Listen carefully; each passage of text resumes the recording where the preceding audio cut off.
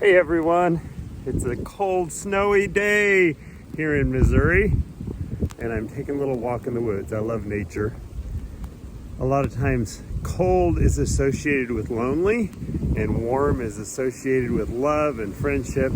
And so this cold day made me decide to make a video about that, and about God, and how we get love, and how we receive love, and how God intends for that to happen for us.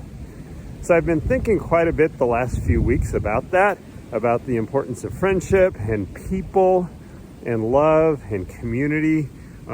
Actually, even this last Sunday, a week ago, the pastor at my church was preaching a bit about that. It started in my mind because I was thinking about the verse in Romans where it talks about worshiping the creature rather than the creator. And I kind of got that stuck in my head. And kind of like working through, like, what does that all mean? And what does that mean as far as like when we crave love and affection from other people? And is that worshiping the creature rather than the creator? So I've been thinking a lot about that. And I know that so many times it's easy to get messages from the Bible that seem like maybe they're right, but then they don't seem quite like they should be right.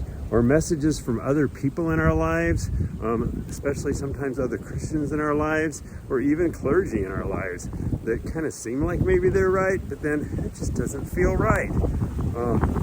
So when I was thinking about that, worshiping the creature rather than the creator, I was thinking about how sometimes we just really need and crave love and attention and affection from other people. And so often we get different kinds of messages about God should be our all, and we should go to God for everything. And I was just struggling with, like, is that need for love and attention from other people and affection from other people, in a sense, worshiping the creature rather than the creator?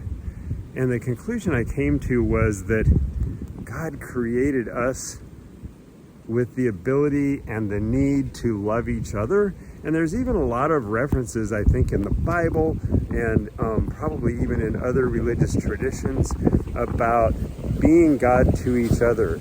And that when we are in love, we are in God. Not in love as in romantic, but in a loving situation, in loving action, in loving dialogue, in loving community.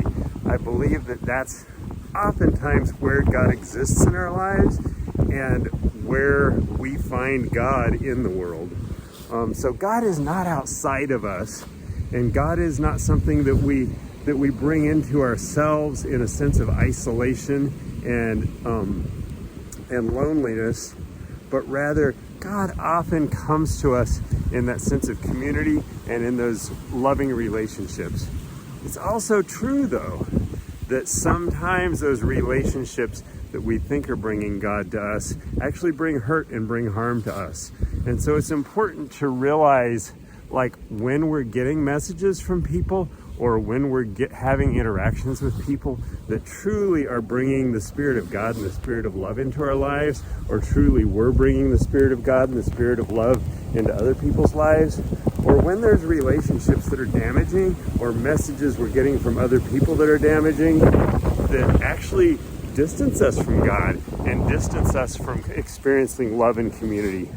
But as we go into this new year, I encourage you all to realize it's so important to find community. And there's nothing wrong with wanting that love and affection from other people, and that God often comes to us and exists in our lives in those relationships, even on a cold day like today.